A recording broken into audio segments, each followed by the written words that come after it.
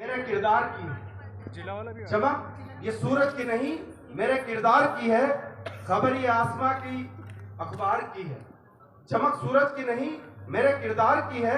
खबर ये आसमां के अखबार की है। मैं चलूं तो मेरे संग कारवां चले, मैं चलूं तो मेरे संग कारवां चले।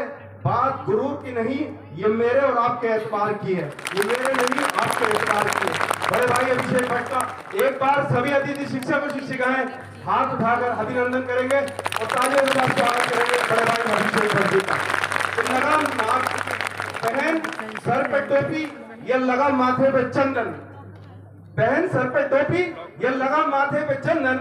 जितने भी हमारे शिक्षक शिक्षिकाएं इस आंदोलन में आए, सभी का हाथ जोड़ के अभिनंदन अभिनंदन अभिनंदन।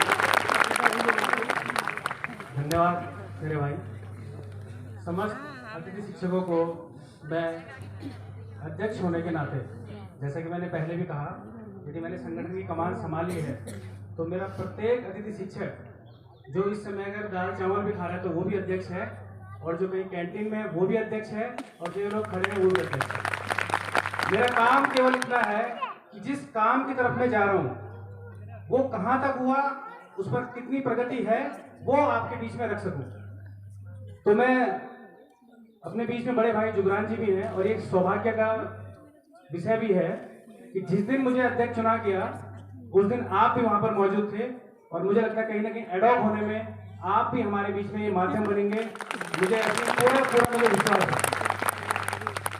और मैं भाई साहब को अवगत भी कराना चाहूंगा कि कल हम माननीय निशंक जी से मिले, और अपने जीवन में मैं कभी झुका नहीं, अपने जीवन में मैं कभी झुका नहीं, लेकिन कल ऐसा सौभाग्य हुआ कि मैं उनके घुटनों के आगे लेट गया।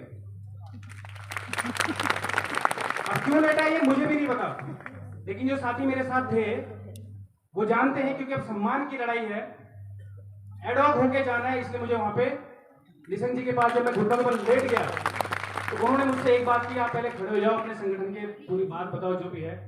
तकरीबन आधा घंटा हम लोग वहां पर रहे। उन्होंने अपने स्टाफ से कहा कि माननीय मुख्यमंत्री जी को कॉल लगाइए।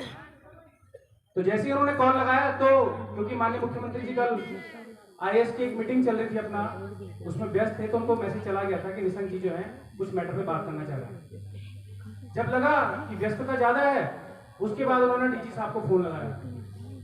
तो डीजी साहब से उन्होंने लगभग 10 मिनट तक बात की, और उन्होंने कहा यदि भाजपा के संकल्प पत्र में लिखा है कि इनके पदों को छेड़ा ना जाए तो आप जल्द से जल्द इनका प्रस्ताव बना के लाए, 2 दिन से ज्यादा धरने पर नहीं बैठने चाहिए। ऐसा माननीय निशंक जी ने हमारे सामने कोर्ट में कहा। उसके बाद जब उनकी डीजी साहब से बात हो गई, उन्होंने सचिव साहब से बात करने का बोला कि एक बार सचिव साहब को फोन लगाइए, मुझे उनसे बात करनी है। तो फिर उन्होंने बड़े लहजे अंदाज से कहा, आप व्यस्त तो नहीं है, व्यस्त तो ज्यादा रहते ही हैं आप, और आप तो सूर्य हैं, रवि आपका नाम है, तो जरा इनके जो उजाले नहीं हो रहे इनके जीवन में, उनको उजाले लाने का कष्ट करें आप। उन्होंने 2 बात कही।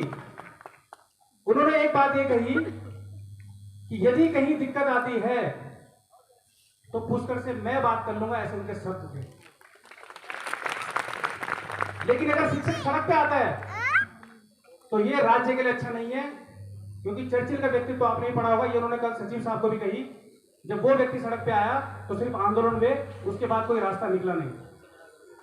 तो शिक्षक यदि सड़क पे आता है तो क्या बेचैनी होती विभाग में और शासन में। मैं इसको भी आपको पूर्ण तरह से अवगत कराना चाहूंगा कि जो यहां से हम लोगों की फाइल गई थी वो शिक्षा सचिव के ऑफिस में पहुंच गई। उसका कारण उसमें 2 शब्द लिखे हैं। पूरा उसमें पढ़ने के बाद लास्ट में जो 2 लाइन लिखी है कि इनको एडॉप्ट ऑब्लिक ब्लॉक अटैचमेंट की जो व्यवस्था है ये एक नीतिगत फैसला है और ये सरकार के निर्णय पर आधारित है। अर्थात शासन का कोई भी अधिकारी इसको नहीं कर सकता है जब तक सरकार की इच्छा शक्ति नहीं होगी, मन शक्ति नहीं होगी, जिसमें शिक्षा मंत्री जी का पूरा अहम रोल है, क्योंकि वो विभागीय मंत्री हैं। तो मेरा माननीय शिक्षा मंत्री से भी निवेदन है कि आप जहां पर भी हो, चाहे आप श्रीनगर में हो, चाहे आप देहरादून में हो, संभवतः शाम तक वो देहरादून आ जाएंगे, तो एक बार आप आके अपना बड़ा मन दिखाइए और 4000 लोगों के बीच में आके ये कह दीजिए कि आप विद्यालय जाइए, पॉलिसी मैं आपके लेके आऊंगा, तो पूरा 4000 अधिक शिक्षक का परिवार जो है आपके लिए जी जान लगा देगा। लेकिन सिर्फ गेस्ट शिक्षक केवल कागजों में रखिए आप। हम जिस रोडवेज बस में बैठते हैं, आज भी हमारे पोस्टर वहां लगे हुए हैं। अरे हमने तो बस में ही बैठना छोड़ दिया, उससे अच्छा हम साइकिल से जाएंगे, धीरे चलेंगे, कछुए की चाल से सफल हो जाएंगे, लेकिन उस बस में नहीं बैठेंगे जिसमें भी हमारे पोस्टर आज भी केवल संकल्प पत्र पे ही है। तो मेरा जुगरान जी से निवेदन है कि आप पहले व्यक्ति हैं जिनको हमने पंडाल में आने दिया, कारण क्योंकि आप पहले दिन में हमारे साथ थे और आज भी आप हमारे साथ हैं। हम ऐसे व्यक्ति को मंच नहीं देंगे। आज सुबह मुझे 2 विधायकों के फोन आए, मैंने कहा आप समर्थन कीजिए, और मैं इसमें भी देखिए, मैं झूठ बोलने की आदत नहीं है, क्योंकि 4000 परिवार से जुड़ा मुद्दा है। मेरा व्यक्तिगत होता तो शायद मैं झूठ कह भी देता। सुबह ही 2-3 विधायकों की जब फोन आए कि हम आंदोलन में आना चाहते हैं, मैंने कहा वो मैं डिसाइड करूंगा प्रदेश कार्यकारिणी के जितने भी लोग हैं, यदि वो इस पर सहमति जताएंगे तो ठीक, अन्यथा प्रेस कॉन्फ्रेंस के माध्यम से बाहर से हमारा समर्थन कीजिए।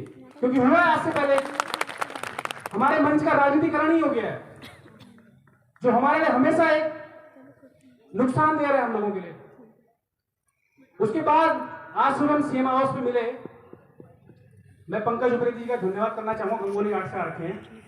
उन्होंने समय लिया हुआ था, उसमें मेरा कोई रोल नहीं था, उन्होंने समय लिया, तो हम 2-4 लोग वहां पे चले गए। तो उन्होंने बोला कि गंगोली घाट के भी जो शिक्षक है सड़कों पर हैं, तो सीएम साहब का कहना है क्यों आप आंदोलन कर रहे हैं। मैंने कहा भाई साहब ये आप ही का है संकल्प, तो ये इसको देख लीजिए, और ये सचिव साहब के यहाँ फाइल चली गई है, तो उनके पीए ने ये बोला कि इसको हम शाम तक मार्क करवा देंगे सचिव को, उस फाइल को जो हमारे वहाँ पहुँची है। लेकिन आप ये समझिए पेन की कलम तब तक चलती रहेगी जब तक आप लोग यहाँ खड़े रहेंगे, अन्यथा क्या होगा, इतनी जो मेहनत हम लोगों ने कर दी है, कल कुछ नहीं होने वाला, कल संडे है, मंडे को हमें उस फाइल पे ये पता लग जाएगा सचिव साहब का क्या एक्शन है। यदि कुछ अच्छा होगा तो वो भी अवगत करा दिया जाएगा, कुछ बुरा होगा तो भी अवगत करा दिया जाएगा। संगठन किसी के साथ भी गद्दारी का कार्य नहीं करेगा।